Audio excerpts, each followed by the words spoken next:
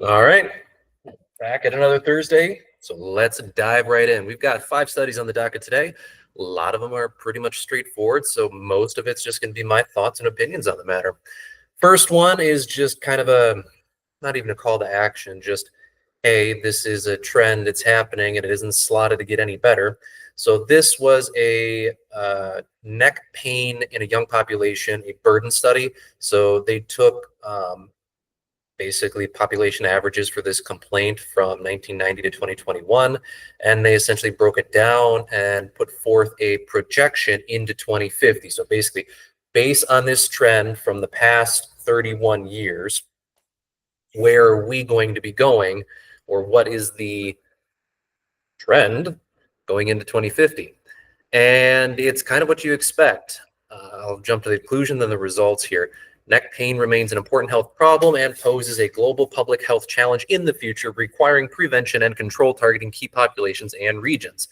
Which ones in particular?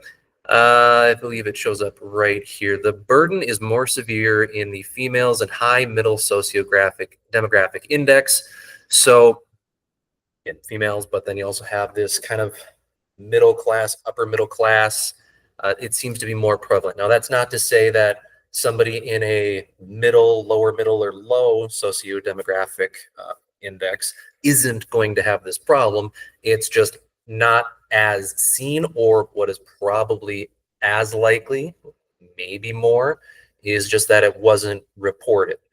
Because in those demographics, maybe they didn't seek help for that complaint. They didn't think it was worth going in, and therefore they do not, screens wobbling, and therefore they do not have the data. So it's either just a trend among the higher sociodemographic index for job reasons, maybe more white collar jobs are going to have more neck pain associated with it for mechanistic reasons, or maybe it is an economic reason in the sense that people who have neck pain in this higher demographic are going to go in and seek care, whereas it may not be something quoted critical or warranting the financial burden associated with seeing a provider for neck pain in a lower demographic. Now, on the mechanistic side, maybe jobs associated as well on the lower side are less prone. Who knows? It's conjecture at this point. It's just me talking to kind of give different avenues and perspectives on how do we interpret these results, because both could be possible. I don't know. It's just some things that we have to look at and take a peek at different angles of why this might be, so to speak. So that one, just a call to action. Neck pain isn't really getting any better. This is kind of, for me, it's particularly interesting given the years, because this would have been, hey, before 1990, you don't really have the internet generation. Post 1990, now we have that new explosion of the internet, cell phones, text, screens. So who knows? Maybe that's part of it too. But this is kind of fun, just given the particular age demographic of when this retroactive and projection was done. So next up, plyometric training in musculoskeletal disorders, a scoping review. I'm going to take a sip here. The reason that I brought this one up is, I'm going to jump to the conclusion already. Plyometric training, for the most part, is a good thing. The reason I bring it up is, especially in those people that are either older, have different perceptions on joint harm when it comes to more explosive movements, or people who are actively dealing with pain associated with lower impact movements like knee pain, ankle pain, etc. Like, oh, I can't even imagine doing a jump or I can't even imagine doing, explosive work because I already hurt walking, light jogging, etc. I deal with a lot of those kind of patients that are fear avoidant for these activities, and I just really want to point out that there isn't really any harm associated with it. So if we have somebody who's fearful for it because, like, oh, it's going to damage my joints, I'm already at risk, blah, blah, blah, blah, blah. That doesn't seem to be the case. I mean, we already kind of knew it, but this one sums it up really, really nicely. So really it comes down to, if you're actively in pain, we'll just find a version or a place where you can input at your tolerance level right where you're at. Put another way, okay, so you may not be able to do like a a box step down into an explosive hop over, and you can't do these crazy split jumps midair with really high peak impact forces. But maybe we can, have you hold a band so that when you jump up, the band springs you up, and when you land, that band is actually pulling some of your weight off. There's lots of entry points. And this is not that something that should be avoided. In fact, it should be encouraged that we get people into plyometrics at some point during their rehab. This really great infographic, I usually see it from the E3 guys, but there's also similar demographics from different companies, cohorts, etc. That it's essentially a line chart with a triangle descending and then a triangle ascending, and essentially how much of one you're doing over the other, where on the one hand you're injured, and so most of what you're doing during the injury is called rehab, and it tapers down, and then you have training where it starts over here in acute injury and grows across the continuum. Basically, what that infographic is saying is rehab and training are the same thing on this scale. It's just how much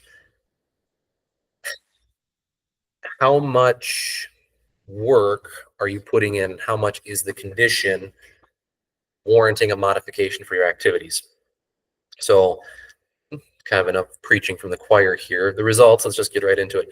25 studies out of 4,000 eligible ones included 16 yada, yada, yada. Whereas, here we go. Positive outcomes were noted in primary studies addressing lower and upper extremity MSK issues through supervised interventions.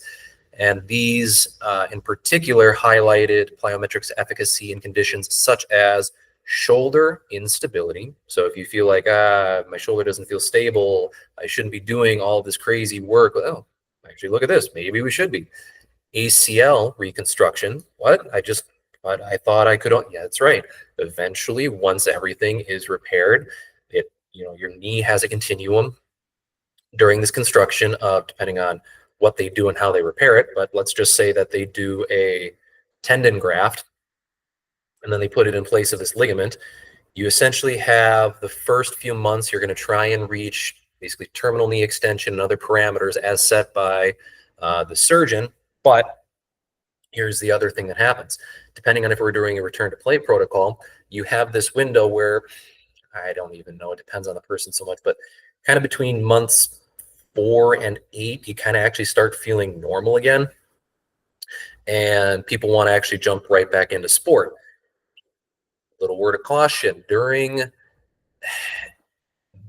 these phases, you essentially have a re-injury peak between the 9 and 12 month mark, because a lot of the times that tendon, not a lot of times, all the time, this tendon is going through a chemical change process called ligamentization, I believe, where the fibers of the tendon are actually morphing to be more structurally akin to a ligament. So you essentially have this softer band of tissue that you feel good at 9 to 12 months. You want to get back into sport because it's been 9 to 12 months, and then you go into this high level of activity, and then bam, re-injure it. So ACLs will need plyometric work. It's just we got to pick and choose when it's the best time for that ACL. And again, that also comes down to what is your workout regimen, exercise routine, how are you sleeping, how are you eating, are you returning to sport, what's your day-to-day life like? All of these things play a factor. So really, if you're not doing it a whole lot and we're not at a huge risk of re-injury because you're not, doing like D1 athletics, I'd be fine introducing some plyometrics in that 9 to 12, still in that 9 to 12 month range. And frankly, if you're training, especially if you're training in sport, I'd still do it for sport, but then maybe we talk about, all right, train with the trainers who understand this process where there's that peak re-injury window, and try and control as many variables and factors as you can, and then maybe have an actual return to sport at some point after that. I got to redo my settings because apparently it wants to kick me out of the call here, so apologies for that. Here we go, back to the study. But where was I? Oh yeah, so plyometric training, I'm not going to say is contraindicated during that time. It's just a matter of signing off on that full return to activity without any breaks whatsoever. So if you're not going back to sport, doesn't really matter. If you're going back into sport, We may just hold off into the actual next season post 12 months to give that ligament or that new ligament enough time to actually solidify and become a stable structure.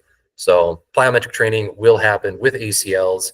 And frankly, that little rambling bit, if you stuck with me so far, is just to say, introduce it, do it, it's good for it. And the only thing that we might do is just hold you off on a full return to play protocol if you're an athlete until past a certain point. And only one study reported no significant benefit from plyometrics and ACL injury rehabilitation. So one study compared to the others, and it showed no benefit, not harm. So still, why aren't we going to consider plyometrics?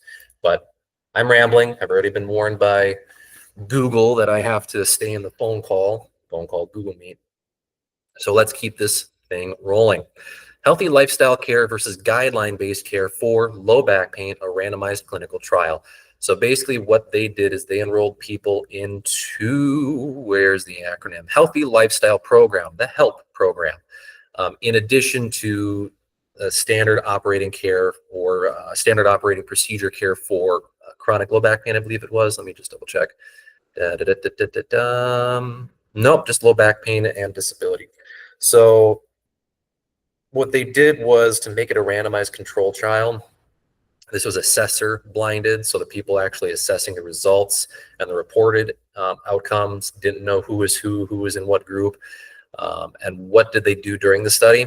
They were randomized between the actual HELP intervention or guideline-based physiotherapy care.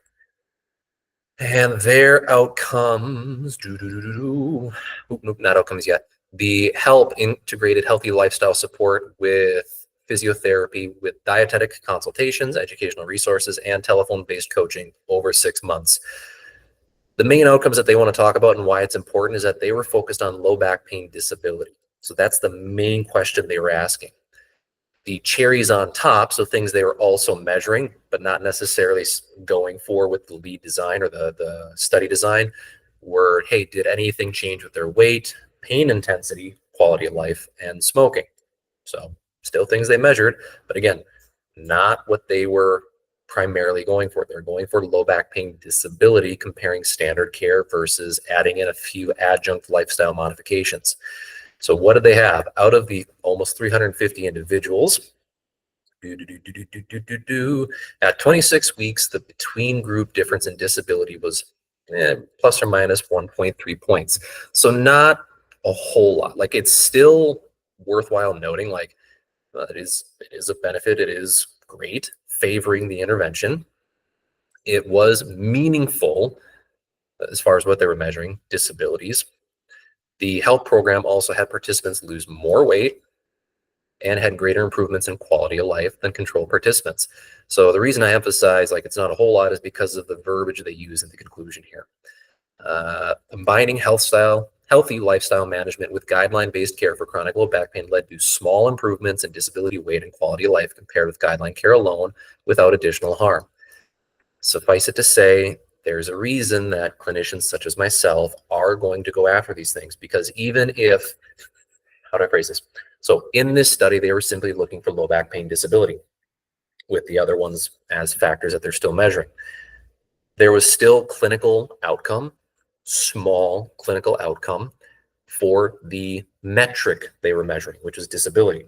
What they didn't measure in this study as well was what are the additional benefits from those secondary factors in the long term.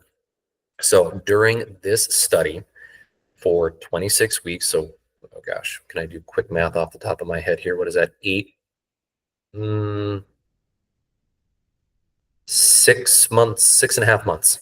Ooh, that was ugly. So for 6.5 months,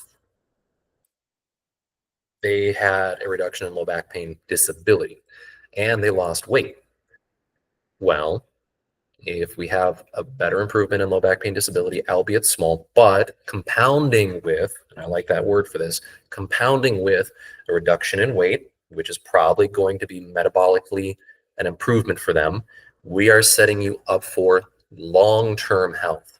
So clinicians like myself, even if it's small, according to the acute stage or the subacute stage, in that 6-month time frame, it is still worth pursuing and discussing and not just brushing off, because in clinics like mine, where we are really trying to focus on these long-term health outcomes, chronic pain, and where things are kind of opposite the norm for a lot of other clinics. A lot of other clinics, whether it's MD, DC, et cetera, are very reactive. Hey, help, doc, I'm in pain. Can you give me the quick pill, the quick pop, et cetera, the quick, just to get it through, get me through. That is warranted to a certain degree, but it's not setting everybody up for this long-term health. It's just that churn and burn, and you're just going to keep churning and burning until we can't really go as fast anymore. We can't bounce back as fast. And now what do we do? So clinics like mine that are set up for this chronic pain, for this long-term health, we are going to talk about these things because they have long-term impacts beyond the immediate, acute, short-term low back pain disability improvements. They are compounding effects that are going to be far-fetched, that are going to be far leading into the future to improve your quality of life at that time. And this study cannot measure that, but other studies overlap and tell us these things are happening, where we have weight related to low back pain. We have, in I think the next study, it's talking about sleep actually will affect low back pain. So these things will compound. So even though this study just doesn't say it, it's something that we can infer based on the other studies that are out there. And this is what clinics like mine and like some of my other fantastic colleagues are set up to do and take care of. Let's just keep going. So as I hinted, chronic back pain patients with poor sleep quality had higher pain intensity, functional limitation, and psychosocial factors than their counterparts. This is kind of just a doy is the best way I can kind of put it. Everybody knows that, but now it's, again, being measured. And now that it's measured, maybe we can start managing it. Suffice to say, what they say here, those with poor sleep quality showed greater functional limitations, higher pain interference with functionality. Poor sleepers had more significant psychosocial issues, such as anxiety, which compounds low back pain. They had more depressive symptoms, and chronic low back pain patients with poor sleep quality significantly faced more functional limitation, increased pain interference, and higher prevalence of psychological problems like anxiety, depression than those with good sleep quality. The results emphasize the impact of poor sleep quality and clinical measures of low back pain. So going back to the little rant I had, yeah, hey doc, I just need that quick pop, that quick crack. All right, what's the past week like? I slept like a campground raccoon on a cot in the middle of nowhere and gotten 4 hours of sleep a night. Fantastic. I'd be lucky to actually make a patient feel better with just an adjustment if that's what they went through. So if we are not addressing these things, we are not as effective with your care, and we respect you too much just to let you walk out the door with something that's going to make you feel good for 30 minutes, take your money, and then nothing else happens. We want to set you up for long-term success, and that is managing and taking care of these conditions as much as we can in this office and with other clinicians, healthcare providers, that are going to be in your best interest to shore up these, I don't want to call them pitfalls, but common pitfalls that everybody complains about, but doesn't really address because they either don't care, don't know, or don't, what's most likely, they don't understand how much of an impact these things actually have until they're in the midst of it. So last one. I'm going to take a drink and then we're going to go through. Dry cupping combined with conventional therapy does not provide additional benefits over conventional therapy alone in patients with non-specific chronic low back pain, a randomized controlled trial. So the title kind of states it, but there's a couple of things that I want to say about this, and this always kind of gets me when we have non-specific chronic low back pain and then we just randomized control trial it against a single outcome. Is it warranted?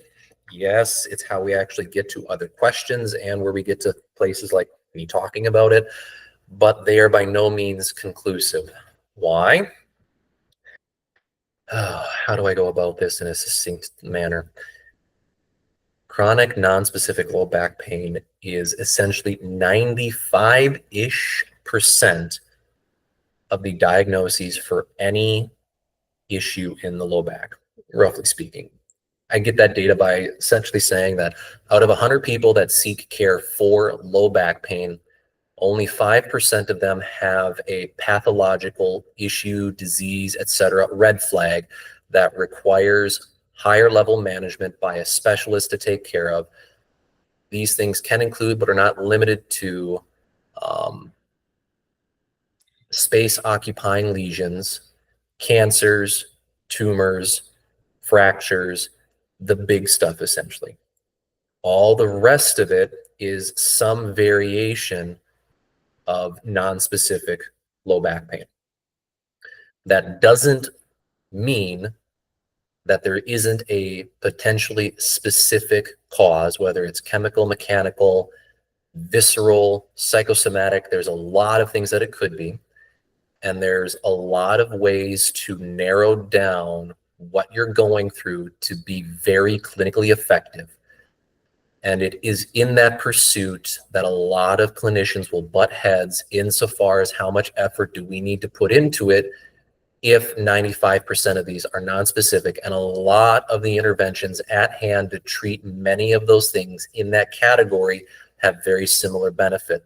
So there is a huge argument and debate for that exact reason about this condition, the nonspecific low back pain, with this one chronic, because so many things overlap in what you're going to do and how you're going to do. Does it really matter to pursue it to an nth degree for everybody? And I'm going to say it this way. Across a wide group of people, like 1,000 group of people that these researchers are doing epidemiological and randomized controlled trials, no, it is not feasible to get to that point for all of them. However, individually, it matters a great deal. And this is definitely where it can spark a whole new argument about the art of healthcare versus the science versus etc. And I could have hours-long conversation about that, but it's neither here nor there. I give this little prelude as an example just so that we understand where I'm coming from and where I might need to discuss further should there be interest, and what we could potentially be getting into as far as a conversation is concerned. So what I want to get across with this study is, if we just take a bunch of people, do one treatment versus the other, that doesn't necessarily tell me too much about the treatment being studied necessarily. Because unless there was a lot of additional follow-through in these studies to really parse out that there were no other confounding factors. No, that's not what I'm going for. To parse out if a lot of these non-specific chronic low back pains had similar plausible pain mechanisms to then apply the treatment to, it doesn't mean a whole lot. For example, what if one person's non-specific chronic low back pain they kept having while they were dipping back into extension versus another person's when they're trying to touch their toes, versus another person, it only happens when they sit too long, versus another person, it's only when they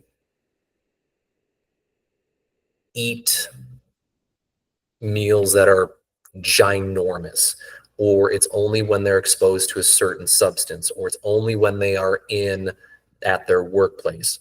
All of these different scenarios could potentially mean different tissues at play, different psychosocial parameters that could be influencing the nonspecific low back pain. And all of these have to be juggled by a clinician. We cannot do that in a research state because we just have to say, does this work in this category of care? So I've probably prefaced this too much. Let's go into what they actually did. So 36 patients with chronic non-specific low back pain were recruited and randomly divided into two groups, control and intervention. The intervention received cupping in addition to the control group, and the control group had core stabilization, spinal manipulation, and education over 4 weeks. They mainly used the pain visual analog scale for pain intensity, and secondary outcomes were measured via questionnaires, pain thresholds, etc. At 4 weeks, the differences were trivial, which is where they come in to say, haha, cupping has no greater benefit. See the conclusion. Adding dry cupping to conventional therapy offered no additional benefit over conventional therapy alone for pain disability or pain thresholds in chronic non-specific low back pain. Larger multi-center trials with longer follow-up and standardized negative pressures are warranted. Here's the thing. They were already receiving spinal manipulation. That is going to change the pain perception that a person's going to feel in the short term. They're already receiving core stabilization exercises. So in theory, they are already getting a lot of blood flow to the warranted areas and education. Were they getting additional education about what potentially the cups are designed to do? Maybe, maybe not. You already are having a therapy that kind of the proposed therapeutic mechanisms of the cup, especially static dry cupping, where you're just bringing blood flow to an area, and the act of the vacuum could change while the body perceives pain in that area, already being taken care of by the standard control group. Core stabilization exercises, again, in theory, is bringing blood flow to the area, and spinal manipulation is already trying to change the pain thresholds via other neural mechanisms by its action. So you're essentially adding in a therapy that is probably a diminishing return. It isn't going to do that much better because you're doing this in a chronic non-specific low back pain case. You're doing it blindly without knowing the potential subset for the pain generator. You already have 2 other mechanisms that are doing the same thing. So it doesn't surprise me that this is the result that they got. This study is not going to make me toss out doing cupping, because oftentimes patients may not want to get adjusted, or adjustments aren't necessarily warranted for that patient at that time. Cupping might be, so I'll go to cupping. Maybe I did already adjust them. I'm not going to necessarily always do static dry cupping. Very oftentimes, these patients are going to need to get moving. And that's where I can use a cup like, hey, doc, that's great. I feel great after what you did on the table. But now when I do this movement, it still hurts. Well, great. I can either try and adjust you as you are in this position, or I can do cupping as well throughout this range of motion to try and keep that pain perception moderated to help you break through the next plateau. So again, dry static cupping, when it's overlapping with other potential mechanisms for a very vague, nondescript diagnosis, it's no surprise you're going to get this result. This shouldn't make us immediately toss the baby out with the bathwater, when it could still be a very, very, very safe treatment. I mean, there's only a handful of things that I can think of that can go wrong with a cup. Most of the materials used in cups are inert, so you're not really going to run into an allergy issue.